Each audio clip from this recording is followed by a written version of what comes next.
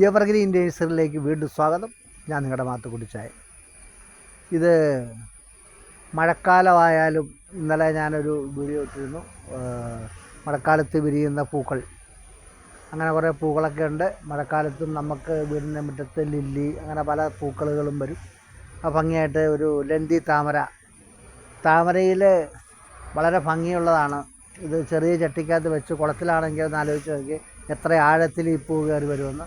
ഈ താമരപ്പൂ വിരിയുമ്പോൾ നമ്മൾ ചെയ്യേണ്ടത്, മുട്ടിങ്ങനെ വരുമ്പോൾ ഇത് നമ്മൾ ശരിക്കും ഇതുണ്ടോ ഇങ്ങനെ അവനെ സഹായിച്ച് നമ്മൾ ഹെൽപ്പ് ചെയ്ത് കൊടുക്കണം. എന്നാലേ ഇത് പൂർണ്ണ രീതിയിൽ വിരിഞ്ഞ് വരുള്ളൂ. ഇതുകൂട്ട് താമരയ്ക്ക് ഇത് 1000 മുതലുള്ള താമരയാണ്.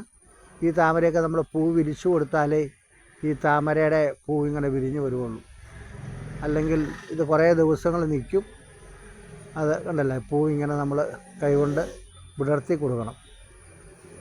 എന്നാൽ വളരെ ഭംഗിയായിട്ടും ഇതായിട്ടും വരാൻ സാധ്യതയുണ്ട്. അല്ലാതെ ഇത് തന്നെ വിരിഞ്ഞ് വരുന്ന ഒരു പൂവല്ല.